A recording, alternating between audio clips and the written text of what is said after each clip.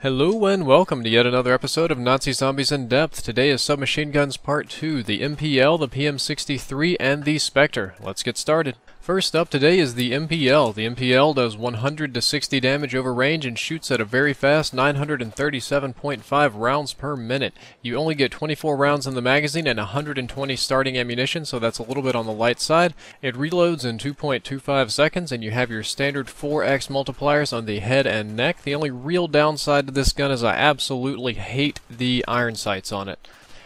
When upgraded, it turns into the MPL LF. The MPL LF does 140 to 90 damage over range, retains the fire rate at 937.5 RPM, your magazine size increases to a colossal 40 rounds per mag, and you have 200 starting ammunition. Headshot multipliers go up to 5, and neck also 5, reload is the same, but now you have this really cool red dot sight. The red dot sight is incredibly helpful for getting headshots. Next up, we have the almost identical PM63. It does 100 to 60 damage over range, shoots at 937.5 RPM, has the standard 4x multipliers on the head and neck. The magazine size is a little bit smaller at 20, but there's a little bit less recoil and you can see what you're shooting at. It reloads a little bit faster at 2.05 seconds. The PM63 is not really my favorite gun. The low magazine size tends to do it for me, and it burns through ammo a little bit quickly for my taste.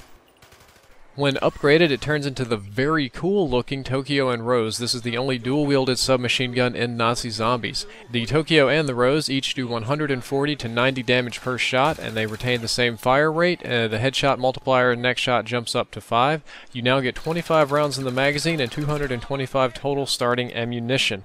This does the most damage per second of all the submachine guns, and one of the highest damage per seconds in all of Nazi Zombies, but unfortunately it's dual-wielded and you can't really aim for the headshots that you're going to need. You tend to waste a lot of ammo, so even though these guns are very fun to play with, I would recommend that you avoid them because you'll burn through your ammo after you kill, I don't know, 30 zombies tops.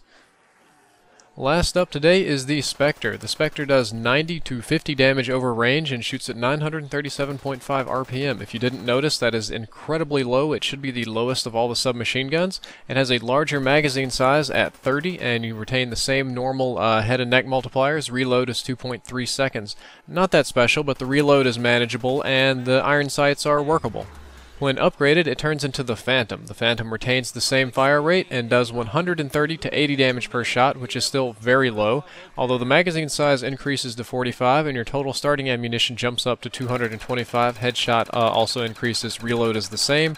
This really isn't the greatest submachine gun. At 130 to 80 damage, you're doing almost the same amount of damage that a non-upgraded AK-74U does, so you might as well have just bought that off the wall unless you really need the damage per second.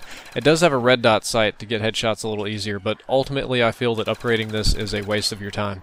Well, that's it for this very short episode. We didn't have that much to cover today. Next time I'm going to be going over all the perks in the game, but I'm going to be doing them on the Respawn network. The next thing that you're going to see on this channel is probably going to be launchers and explosive devices. Be sure to tell Mr. Squarewave thank you, and if you enjoyed the video, be sure to subscribe. Drifter out.